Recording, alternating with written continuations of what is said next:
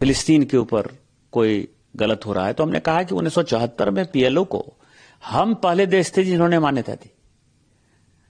83 में non aligned movement का जो मीटिंग हुआ दिल्ली में, उसमें हमने यासिर अराफात को बुलाया। 88 में पहला हम देश थे जिसने कि फिलिस्तीन एक देश के तौर पर मान्यता दे दी। और आज भी माननीय मोदी जी ने 2200, 2300, 2400 फिलिस्तीन के लोगों को कैसे खाना जाएगा, हम खाना भिजवा रहे हैं। कोविड में उनको हमने इंजेक्शन दिया, कुवैत को भी दिया तो उनको भी दिया। और प्रत्येक साल भारत सरकार अपने बजट में, इवन इस साल भी $39 मिलियन जो है हमने रख रखा है, जो फिलिस्तीन की सहायता देंगे।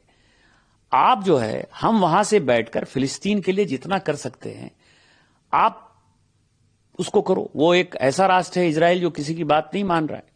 हमने कहा कि नेशनल डे का परेड हुआ अमेरिका में, आप अमेरिका के साथ जो है यहां बिजनेस कर रहे हो, आप हमको जैसा रास्ता दिखाओगे हम साथ हैं। हम टू नेशन थ्योरी की बात मानते हैं कि इजराइल अलग देश है, फिलिस्तीन अलग देश है, और कहीं भी हिंसा हो भारत उसके खिलाफ है।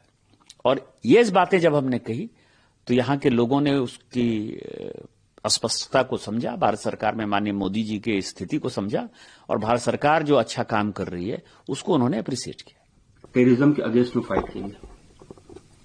कल दो बड़ी महत्वपूर्ण मीटिंग हुई। एक मीटिंग आपने देखा कि यहाँ के उप प्रधानमंत्री जी से हुआ, और दूसरी मीटिंग जो शाम में हमने दीवानिया एक कॉन्सेप्ट है कुवैत में, वो बहुत अच्छा जो है एम्बेसी ने उसको कोऑर्डिनेट किया था। उसमें जो लोग मौजूद थे वो कुवैत के प्रभावी लोग थे, जो उप प्रधानमंत्री रहे हैं, जो वित्त मंत्री रहे हैं, जो गृह मंत्री रहे हैं, जो विदेश मंत्री, या जो अखबारों के यहाँ हेड हैं।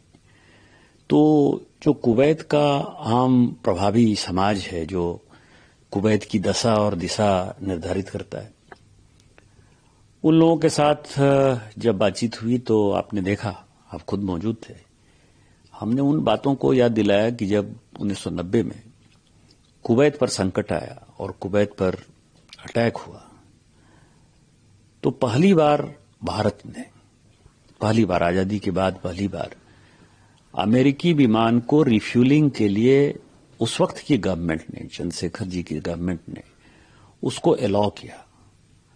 जब यूएन में ये मसला आया कुवैत का, इराक के इन्वेजन का, जबकि इराक हमारा दोस्त था, सद्दाम हुसैन के साथ भी हमारी दोस्ती थी, लेकिन हमने एक बात कही मुंशी प्रेमचंद की कहानी का कि पंच परमेश्वर में जो उन्होंने कहा कि बिगाड़ के डर से ईमान की बात नहीं करोगे।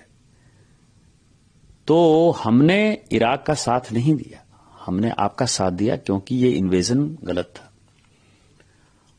और उन लोगों ने इन चीजों को एक्सेप्ट किया कि आज पाकिस्तान जिस तरह से आतंकवाद कर रहा है, उस आतंकवाद में आपके साथ उसके संबंध हो सकते हैं, लेकिन आप हमारा साथ दीजिए क्योंकि हम पिछले 78 साल 80 साल से परेशान हैं। और बाद में जब मीटिंग खत्म हुई तो सारे लोग मुझे मिले और कहा कि हम लोगों ने उसको खुलेआम कंडेम किया है और हम खुलकर आपके साथ हैं। दूसरा, आज ही आपने देखा कि माननीय प्रधानमंत्री जी जब आए थे तो उन्होंने इन बातों को जोर दिया था, और उनके कहने पर जो आज नेशनल लाइब्रेरी में हम लोग गए कि 250 साल से हमारे और कुवैत के जो है एक्टिव संबंध है। 1961 तक आपने देखा होगा कि भारत के करेंसी जो है यहां दिखाई दे रही थी।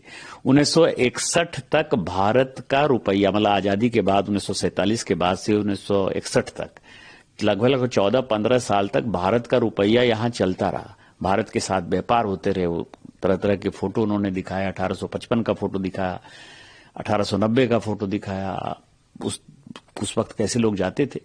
तो हमारे और कुवैत के जो है बहुत ही पुराने पारंपरिक रिलेशन है।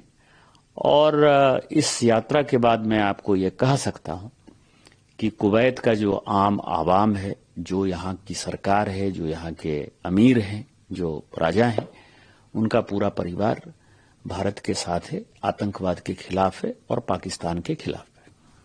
बहुत सारी मिस इन्फॉर्मेशन थी, क्योंकि कल आप लोगों की मीटिंग यहाँ पे इंडियन डायस्पोरा से भी हुई, जो सोशल मीडिया के थ्रू पाकिस्तान ने फैलाया था लोगों के बीच में। लेकिन आपसे मिलने के बाद बहुत सारी चीजें उन लोगों की क्लियर हुई, उन्होंने अपनी बातचीत में भी बताया। आप लोग किस तरह से देखते हैं कि ये विजिट कितना अपनी बात को, ऑपरेशन सिंदूर को पहुंचाने में कामयाब रहा? देखिए, दो चीजें जो महत्वपूर्ण है जो हमने बताई। एक तो हमारे यहां अल्पसंख्यकों की स्थिति, जिसको कि पाकिस्तान जोर शोर से फैला रहा था। हमने कहा कि भारत जब आजाद हुआ तो अल्पसंख्यक की आबादी हमारे यहां 8-9% थी, खासकर मुसलमानों की आबादी। आज मुसलमानों की आबादी तकरीबन 17-18% है, वो दुगुनी हुई है। और पाकिस्तान में जब 1947 में आजाद हुआ तो हिंदू या वहां के जो अल्पसंख्यक थे उनकी आबादी 13-14% थी, आज मुश्किल से 1% है। तो अल्पसंख्यक के साथ हम हैं या अल्पसंख्यक के साथ पाकिस्तान है, ये बातें हमने स्पष्टता के साथ की। दूसरा, इकोनॉमी में हमने कहा कि 47 में जब जहां से शुरू किया था हमने, हमारे इकोनॉमी और पाकिस्तान की इकोनॉमी एक ही थी। आज वो कहां मौजूद है? हम दुनिया की चौथी अर्थव्यवस्था है, वो हमारा 11 गुना पीछे है। तो आप समझिए आतंकवाद या बदला लेने की भावना के कारण वो कहां है। कल आपने इंडियन कम्युनिटी से बातचीत में एक रुख गवर्नमेंट की तरफ से क्लियर किया कि अशोका ने पूरा वर्ल्ड जब जीत लिया तो बुद्ध धर्म अपनाया। क्या मैसेज आप क्या देना चाह रहे थे? हम भी यही कहना चाहते हैं कि 80 साल से हम आतंकवाद से परेशान हैं।